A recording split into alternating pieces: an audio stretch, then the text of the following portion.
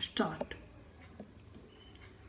Madam, I draw the attention of the government to an alarming press report appearing in a section of the press that the Textile Ministry has recently decided to abolish the statutory minimum price for raw jute from the next season.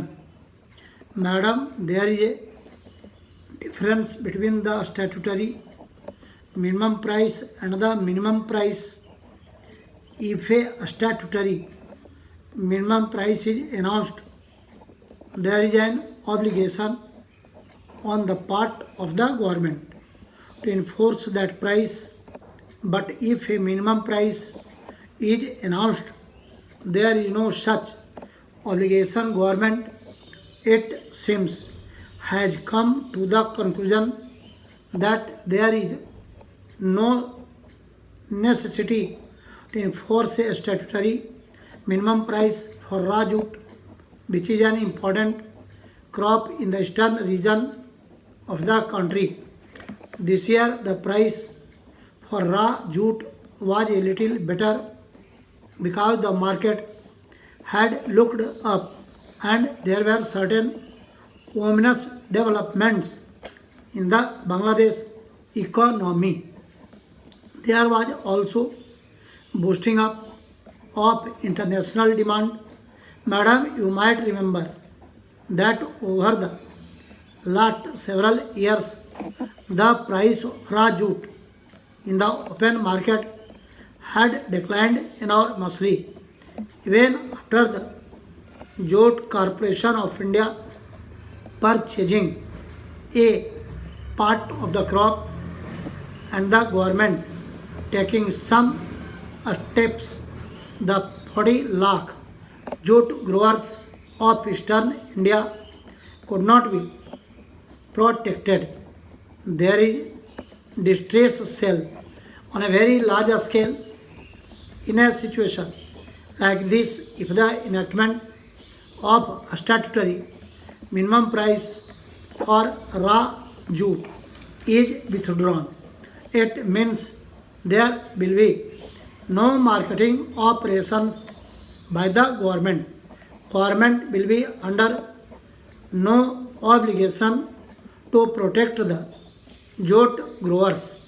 The Jute Corporation of India will not be purchasing jute to push up its price.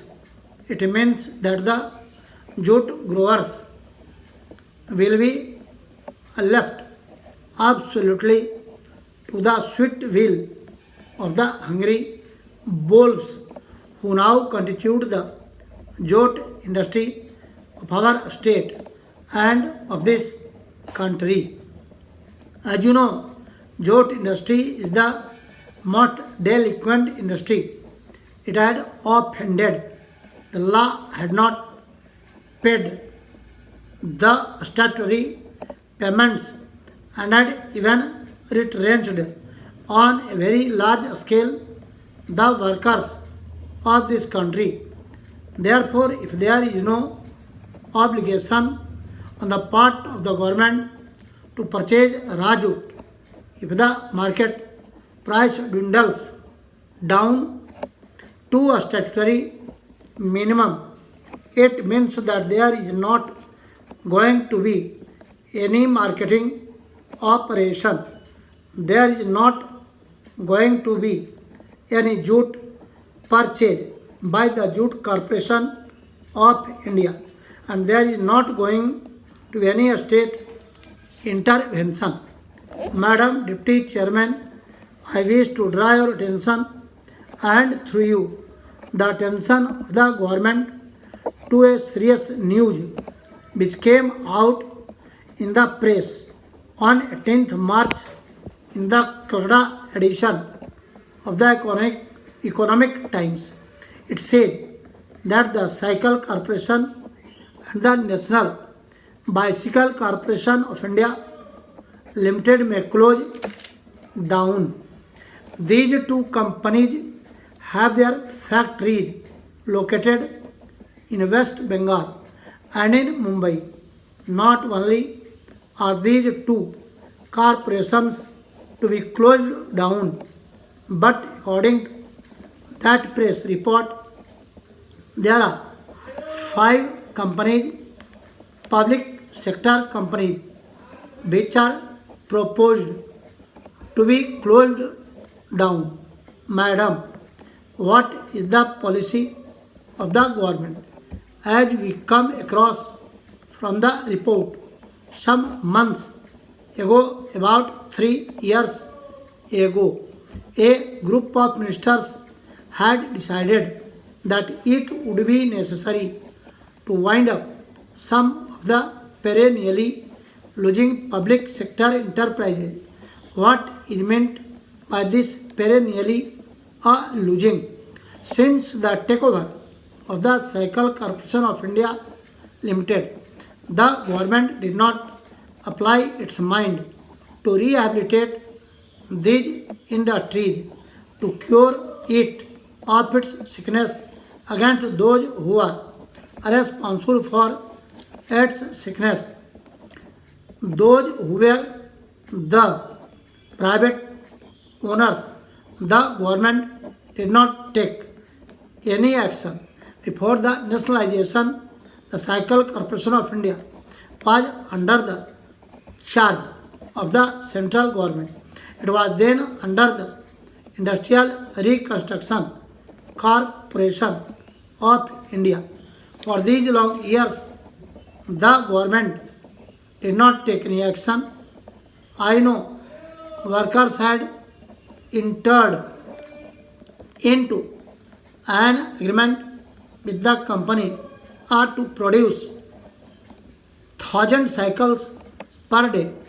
But in 1975, under the cover of emergency and the terror that was let loose in West Bengal, the trade union was suppressed and an agreement to produce 2,000 cycles was claimed on the workers. Some workers had voluntarily retired even after these 12 years, a decade almost has passed by, but no action has been taken by the government to improve this situation. The workers are faced with losing their jobs. How does the mind of the government act? As we have seen, a part of the company was transferred to Hindustan Cables Limited without entering into any deed of transfer, without entering into any agreement on what the price will be, what the cost will be of that transfer. What I say is that this proposal should be abandoned. The factories proposed are to be privatized, should be kept in the public sector.